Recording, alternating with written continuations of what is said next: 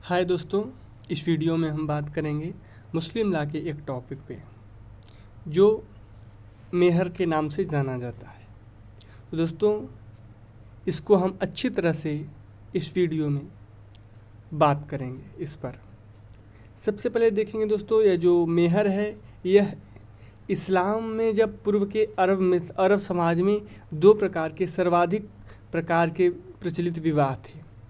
पहला था बाल विवाह। बाल विवाह में लड़का कन्या के पिता या अभिभावक कुछ धन देकर कन्या को खरीद लेता था। यह धन कन्या का मूल्य माना जाता था और इसे मेहर कहते थे। सेकंड जो प्रकार प्रचलित था वह था बिना विवाह। बिना विवाह में लड़का सीधे कन्या से संपर्क करता था सहवास के प्रतिफल के रूप में उसे कुछ धन दे देता था। इस धन को विवाह का उपहार माना जाता था तथा इस धन को सदाक कहते थे और पत्नी सादिक कहलाती थी।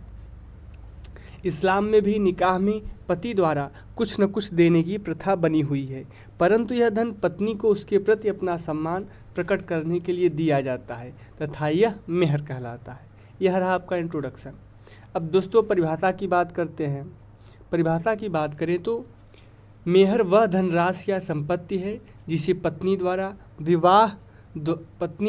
विवाह द्वारा प्राप्त करने की अधिकारिणी होती है, और यह सिर्फ विवाह संविदा में पति द्वारा दिया गया प्रतिफल ही नहीं है, बल्कि विधि द्वारा आरोपित पत्नी के प्रति सम्मान प्रकट करने का पति का दायित्व भी है। यह आपको परिभाषा समझ में आ गई होगी दोस्तों। दूसरी परिभाषा की बात करते हैं। मुस्लिम विधि में मेहर वह धनराशि है या संपत्ति है जिसे पति विवाह के प्रतिफल स्वरूप प्रदान करता है, मतलब विवाह के कंसिडरेशन में मेहर प्रदान करता है अपनी स्त्री को। तीसरी बात करते हैं। मोहम्मद अहमद खान बनाम शाह बानो ईयर 1985 के केस में जस्टिस चंद्रचूड़ ने इस वाद में यह कहा कि मेहर पत्नी के सम्मान का द्योतक है, न कि तलाक का प्रतिफल। अब बात करते हैं मेहर के कॉन्सेप्ट की। मेहर की इस्लामी संकल्पना यह है कि मेहर वह धन संपत्ति है जिसे मुस्लिम पति को अपनी पत्नी के प्रति सम्मान प्रकट करने हेतु उसे अवश्य प्रदान करना चाहिए। हिदाया के अनुसार विवाह में मेहर के भुगतान की विधिक अनिवार्यता मात्र पत्नी के प्रति आदर के प्रतीक के रूप में है। विवाह की वैधता के लिए इसका उल्लेख करना अनिवार्य नहीं है। मुस्लिम विवाह में मेहर का उल्लेख नहीं भी हुआ है अथवा पत्नी में इस आशय का कोई अनुबंध है कि पत्नी को मेहर का अधिकार नहीं होगा, तो भी पत्नी को मेहर प्राप्त करने का विधिक अधिकार रहता है। मुल्ला ने मेहर को विवाह संविदा के प्रतिफल के रूप में माना है। कलकत्ता उच्च न्यायालय ने भी कहा है कि मुस्लिम विवाह किसी विक्रय की संविदा की भांति है, जिसमें पत्नी वस्तु तथा मेहर इस वस्तु का मूल्य है। वस्तुतः ये विचार इस तर्क पर आधारित है क्योंकि मुस्लिम विवाह एक संविदा है और संविदा में प्रतिफल का होना आवश्यक है। अब बात करेंगे दोस्तों ऑब्जेक्ट ऑफ मेहर की। निकाह के तहत पति को एक ऐसा कर्तव्य प्रदान करना जिसके द्वारा वह अपनी पत्नी को प्रतिष्ठा को अभिव्यक्ति दे देता है। सेकेंड, पत्नी को आर्थिक रूप से मजबूती देकर विवाहोपरांत उसकी स्थिति को मजबूत करना। तीसरा, पति के अनिर्बंधित विवाह विच्छेद के अधिकार को सीमित करना। और चौथा, विवाह विघटन के फलस्वरूप पत्नी की स्थिति को मजबूत करना। अब बात करेंगे दोस्तों हम मेहर के प्रकार की। मेहर दो प्रकार के होते हैं, अनिश्चित मेहर, निश्चित मेहर। इसे आप कहते हैं मेहर मिस्ल और मेहर मुसम्मा। अनिश्चित मेहर को मेहर मिस्ल कहते हैं और निश्चित मेहर को मेहर मुसम्मा। मेहर मुसम्मा भी दो प्रकार का होता है, एक होता है तत्काल देय और एक स्थगित मेहर। मेहर मुअज्जल, मेहर मुअज्जल। अब बात करेंगे सबसे पहले दोस्तों हम अलिखित मेहर की, मतलब अनिश्चित मेहर की, मेहर मिस्ल की। वह मेहर जो कि निकाह के समय पक्षकारों या उनके अभिभावकों द्वारा निश्चित या उल्लिखित नहीं की जाती, उसे मेहर मिस्ल कहते हैं। इस मेहर को प्रथागत मेहर या उचित मेहर भी कहते हैं। सामान्य तौर पर यह न्यायालय द्वारा या तय व्यक्तियों द्वारा निर्धारित की जाती है। इस मेहर में मेहर की कोई निश्चित मात्रा तय नहीं होती है, यह हर वाद के तथ्यों एवं परिस्थितियों के हिसाब से तय किया जाता है। इस मेहर को प्रथागत मेहर इसलिए कहते हैं क्योंकि पितृकुल से पहले तय की गई मेहर की परंपरा को ध्यान में रखा जाता है। इस संबंध में पत्नी के वैयक्तिक गुण, सुंदरता, चरित्र, शिक्षा एवं उसके परिवार का सामाजिक स्तर जैसे तत्व ध्यान में रखे जाते हैं। फिर शिया संप्रदाय में उचित मेहर की मात्रा सामान्य तौर पर 500 दिरहम से अधिक नहीं हो सकती। ऐसा माना जाता है कि पैगंबर साहब ने अपनी बेटी फातिमा के निकाह में 500 दिरहम की मेहर ली थी, इसलिए उस राशि को मेहर सुन्नत कहते हैं। अब बात करेंगे दूसरे प्रकार के मेहर की, जिसे कहा जाता है मेहर मुसम्मा, निश्चित मेहर। वह मेहर जो पक्षकारों या उनके अभिभावकों द्वारा निकाह के पूर्व के समय के बाद निश्चित की जाती है, उसे मेहर मुसम्मा कहते हैं। मेहर लिखित या मौखिक हो सकती है। यदि लिखित हो तो उसे मेहर नामा कहते हैं। मुसम्मात अमीना बीबी बनाम मोहम्मद AIR 1929 के वाद में कहा गया कि यदि मेहर विवाह के पूर्व निश्चित नहीं की गई है तो उसे बाद में तय किया जा सकता है। इसके बाद कहा गया मुसम्मा फातिमा बीबी बनाम लालदीप वाले केस में न्यायालय ने कहा कि अवयस्क की स्थिति में यदि निकाह पिता द्वारा कराया गया है और मेहर तय किया गया है तो वह पति पर बाध्यकारी होगा। यदि पिता ने मेहर भुगतान के लिए अपने आप को प्रतिभू बनाया है तो वह मेहर के लिए दायी होगा। यौवनावस्था के विकल्प की स्थिति में वयस्क होने पर यदि निकाह का अनुमोदन पति करता है तो उसे मेहर भी स्वीकार करना पड़ेगा। अगले केस की बात करते हैं दोस्तों, साबिर हुसैन बनाम फरजंद खान। AR 1938 PC का यह केस है। इस वाद में कहा गया कि शिया विधि के तहत यदि पति असमर्थ है और उसकी विवाह उसकी आवश्यकता में उसके पिता द्वारा कराया गया है तो मेहर भुगतान के लिए पिता दायी होगा। और वह मेहर जो निश्चित मेहर है वह 2 प्रकार का होता है, मेहर मुअज्जल और मेहर मुअज्जल। जो मेहर मुअज्जल होता है वह तत्काल देय होता है और जो मेहर मुअज्जल होता है वह स्थगित मेहर होता है। सबसे पहले हम बात करेंगे मेहर मुअज्जल की। वह मेहर जो कि मांग पर तुरंत देय होती है उसे तत्काल देय मेहर कहते हैं। यदि वह मेहर निकाह के कई वर्षों बाद भी ना मांगी जाए तब भी वह अपनी तुरंत देय होने की प्रकृति को नहीं खोती। विशेषताएं, यह मांग पर देय होती है और कई वर्षों के बाद भी अपना मांग स्वरूप अपना नहीं खोती। निकाह के बाद यदि वैवाहिक संभोग न हुआ हो और पत्नी के इस मेहर की मांग करने पर वह पति से प्रदान ना करे तो वह पति को संभोग से विरत रख सकती है। यदि एक बार भी वैवाहिक संभोग हो गया है तो यह नियम लागू नहीं होगा। ऊपर वर्णित स्थिति में यदि पुनर्स्थापन वाद दायर किया जाता है तो न्यायालय को तुरंत देय मेहर के भुगतान के साथ पुनर्स्थापन की सशर्त डिक्री पारित करनी चाहिए। मुसम्मात मैमुना बीबी बनाम शराफत वाले केस में न्यायालय द्वारा कहा गया, यद्यपि इस्लाम में ब्याज की अदायगी हराम है फिर भी पत्नी मेहर भुगतान में विलंब होने पर ब्याज पाने की अधिकारी होगी। बात करेंगे सेकेंड टाइप की, स्थगित मेहर की। स्थगित मेहर अथवा मुअज्जल मेहर विवाह विच्छेद होने पर ही देय होता है। दूसरे शब्दों में मेहर की धनराशि के भुगतान के बारे में यदि यह तय हुआ हो कि पत्नी इसकी मांग केवल विवाह विच्छेद होने पर ही करेगी तो वह मेहर स्थगित मेहर कहलाता है। मेहर का भुगतान पति अथवा पत्नी के परस्पर अनुबंध के अंतर्गत भविष्य की किसी घटना पर आधारित हो सकता है। यदि ऐसा कोई अनुबंध है तो इस घटना के पूर्व मेहर देय नहीं माना जाएगा। स्थगित मेहर यदि किसी घटना पर आधारित है और किन्हीं कारणों से विवाह विच्छेद घटना घटित होने के पूर्व ही हो जाए तो विवाह विच्छेद के बाद ही मेहर की राशि देय हो जाती है। यद्यपि स्थगित मेहर के लिए नियम यह है कि विवाह विच्छेद से पहले मेहर अनिवार्यतः देय नहीं होता, तथापि यदि पति चाहे तो इसका भुगतान पहले भी कर सकता है। मेहर तुरंत देय हो या स्थगित, इसका उल्लेख पक्षकार अथवा उसके अभिभावक मेहर की धनराशि निश्चित करते समय ही कर लेते हैं। तुरंत देय अथवा स्थगित का उल्लेख न होने पर मेहर की धनराशि जो होगी वह निश्चित पहले भी की जा सकती है, बाद भी की जा सकती है। अब बात करते हैं सुन्नी विधि। मेहर तुरंत देय है या स्थगित, इसका उल्लेख न होने पर निश्चित धनराशि के कुछ हिस्से को तुरंत देय तथा शेष को स्थगित मान लिया जाता है।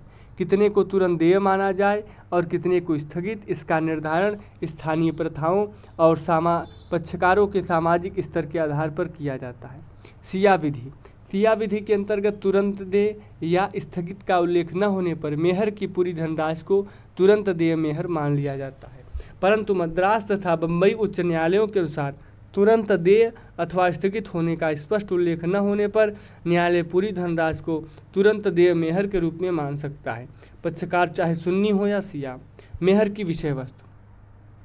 कोई भी मूल्यवान वस्तु, चाहे वह धनराशि हो या संपत्ति, कोई भी संपत्ति चल अचल मूर्त अमूर्त, अचल संपत्ति के लाभांश जैसे किराया इत्यादि, अन्न, व्यापार के द्वारा क्रय या विक्रय किए जाने वाले सामान या लाभ, वस्तु या पशु विशेष, कुरान की शिक्षा, मुट्ठी भर खजूर, जूते का जोड़ा।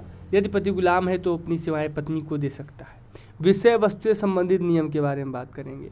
तय की गई संपत्ति या मूल्यवान वस्तु का अस्तित्व में होना आवश्यक है और इस भविष्य में आने वाली फसल या भविष्य में मिलने वाला उत्तराधिकार मेहर की विषय वस्तु नहीं हो सकती। इस्लाम में हराम वस्तुएं जैसे शराब, जुए की धनराशि इत्यादि मेहर की विषय वस्तु नहीं हो सकती। यदि ऊपर वर्णित कोई भी वस्तु मेहर के लिए दी जाती है तो संविदा शून्य होगी और पत्नी उचित मेहर की अधिकारी होगी। मेहर की धनराशि, मेहर की अधिकतम सीमा शिया और सुन्नी विधियों में वर्णित नहीं है। यह पक्षकारों के पारस्परिक सहमति के अनुसार कुछ भी हो सकता है। शिया विधि में मेहर की न्यूनतम राशि का उल्लेख नहीं है, जबकि हनफी विधि में यह 10 दिरहम एवं मालकी विधि में 3 दिरहम है। मेहर संविदा का लिखित होना आवश्यक नहीं है, यह सामान्यतः मेहरनामा निष्पादित किया जाता है। अवध लाज एक्ट 1875 के अनुसार की धारा 5 के अनुसार यदि मेहर की राशि पति के सामर्थ्य के परिप्रेक्ष्य में बहुत अधिक है तो न्यायालय को यह अधिकार होगा कि वह एक युक्त राशि तय कर दे, पर इस संबंध में निम्न बिंदु महत्वपूर्ण है। यह नियम केवल अवध क्षेत्र में ही लागू होगा। यदि मेहर की राशि निश्चित नहीं है तो पत्नी उचित मेहर की अधिकारी होगी। मेहर का कितना भाग देय होता है उससे बात करेंगे। यद्यपि मेहर का अधिकार पत्नी में तुरंत निहित हो जाता है, पर यह कब देय होगा या कुछ परिस्थितियों पर निर्भर करता है। इस संबंध में नियम निम्नलिखित है।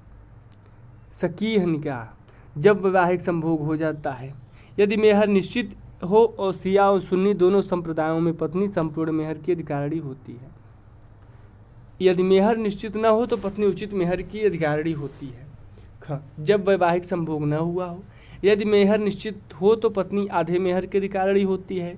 यदि मेहर निश्चित नहीं हो तो पत्नी सिर्फ नाम मात्र की अधिकारी होती है। बातिल निकाह के बारे में बात करेंगे। चूँकि बातिल निकाह में पक्षकारों के बीच कोई भी विधिक प्रसंगति उत्पन्न नहीं होती, इसलिए पत्नी किसी भी प्रकार के मेहर की अधिकारी नहीं होती। फासिद विवाह की बात करेंगे। यदि वैवाहिक संभोग हो चुका है, इस स्थिति में पत्नी उचित या निश्चित जो भी मेहर कम हो पाने की अधिकारी होती है। यदि वैवाहिक संभोग न हुआ हो तो ऐसी स्थिति में पत्नी किसी भी मेहर की अधिकारी नहीं होती। मुता विवाह, यह वैवाहिक संभोग हो चुका है, ऐसी स्थिति में पत्नी संपूर्ण मेहर की अधिकारी होती है। यदि वैवाहिक संभोग न हुआ हो तो ऐसी स्थिति में पत्नी निश्चित मेहर की आधे भाग की अधिकारी होती है। इस संबंध में महत्वपूर्ण यह है कि यदि विवाह का विघटन पत्नी के किसी त्रुटि के कारण हुआ है या पति और पत्नी के आपसी सहमति से हुआ है तो पत्नी मेहर का दावा नहीं कर सकती। हिबाए मेहर, मेहर की माफ़ी। एक बार तय हो जाने के बाद मेहर को कम नहीं किया जा सकता। पति को मेहर की धनराशि को बढ़ाने का अधिकार है। पत्नी पारस्परिक सहमति से अपने इस अधिकार को माफ़ कर सकती है या पति को दान कर सकती है। इसे हिबाए मेहर कहते हैं। इस नियम के आवश्यक तत्व की बात कर लेते हैं। पत्नी को वयस्क एवं स्वस्थ चित्त होना चाहिए। पत्नी की वयस्कता के संबंधों में न्यायालयों में मतभेद है। पटना उच्च न्यायालय एवं मद्रास उच्च न्यायालय क्या कहते हैं? यह मानते हैं कि चूंकि यह अधिकार संपत्ति से संबंधित है, इसलिए पत्नी को 18 वर्ष की आयु प्राप्त कर लेनी चाहिए। हसीना बानो बनाम आलम नूर 2007 के केस में कहा गया कि यदि किसी वैध करार के तहत पत्नी अपने मेहर के अधिकार को त्याग देती है तो वह बाद में इसके लिए दावा करने से वंचित हो जाती है। शेख मोहम्मद बनाम जुबैर बनाम मुसम्माद बीवी के केस में कहा गया कि हिबा मेहर अधिकार को वापस लेना है, इसलिए उसका लिखित होना आवश्यक है। अब बात करेंगे मेहर के अधिकार की प्रकृति की। मेहर का अधिकार एक बार निहित होने के बाद कभी भी खत्म नहीं होता जब तक कि हिबाए मेहर न कर दिया गया हो। यह पत्नी का इतना महत्वपूर्ण अधिकार है कि निम्न परिस्थितियों में भी समाप्त नहीं होता। जबकि पत्नी ने पति की हत्या कर दी हो, जब पति ने स्वयं आत्महत्या कर ली हो, पत्नी ने इस्लाम का त्याग कर दिया हो, जब पत्नी चरित्रहीन हो।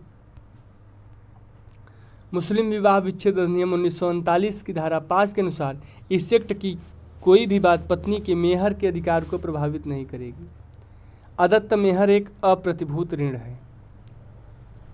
मेहर का भुगतान पति का व्यक्तिगत दायित्व माना जाता है। अदत्त मेहर एक ऋण की भांति है, जिसमें पति की एक स्थिति एक ऋणी की भांति तथा पत्नी की स्थिति ऋणदाता की होती है। जिस प्रकार एक ऋणदाता अपने ऋण की अदायगी अदालत द्वारा करा सकता है, ठीक उसी प्रकार पत्नी भी अदत्त मेहर की प्राप्ति के लिए पति के विरुद्ध वाद प्रस्तुत कर सकती है। ऋण दो प्रकार के होते हैं, प्रतिभूत तथा अप्रतिभूत। प्रतिभूत ऋण के भुगतान के लिए किसी विशिष्ट संपत्ति को निर्दिष्ट कर दिया जाता है। यथा रेहन या बंधक द्वारा प्रतिभूत ऋण अप्रतिभूत ऋण में वसूली के लिए किसी प्रकार की संपत्ति निर्धारित नहीं की जाती है। अदत्त मेहर एक अप्रतिभूत ऋण है जिसके लिए पति केवल व्यक्तिगत रूप से ही उत्तरदायी है। उसकी कोई विशिष्ट संपत्ति उसके भुगतान के लिए निर्दिष्ट नहीं रहती। यदि पति की मृत्यु के पश्चात अन्य ऋणदाताओं की भांति पत्नी भी अपना ऋण पति की संपत्तियों से वसूल सकती है। अब बात करते हैं मेहर के अधिकार के प्रवर्तन की। पहला, दाम्पत्य के पत्नी अपने मेहर के अधिकारों को निम्न प्रकार से प्रवर्तित करा सकती है। दाम्पत्य अधिकारों से इनकार, ऋण की भांति मेहर का प्रवर्तन, विधवा के प्रतिधारण का अधिकार। पहला बात करें दाम्पत्य के अधिकारों का इनकार। यदि मेहर तुरंत देय हो और पत्नी द्वारा इसके मांग किए जाने पर जिसका पति इसका भुगतान नहीं करता तो पत्नी उसे वैवाहिक संभोग से मना कर सकती है। अब बात करेंगे ऋण की भांति मेहर का प्रवर्तन। मेहर के संबंध में पत्नी को कर्जदाता एवं पति को कर्जदार माना जाता है। अदत्त मेहर का अधिकार अनियोज्य दावा माना जाता है।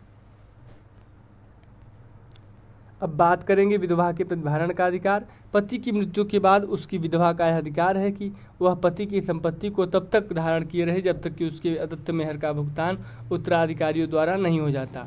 विधवा के इस अधिकार को प्रतिधारण का अधिकार कहा जाता है। थैंक यू दोस्तों, हमें आशा है कि आपको अच्छी तरह से समझ में आ गया हो।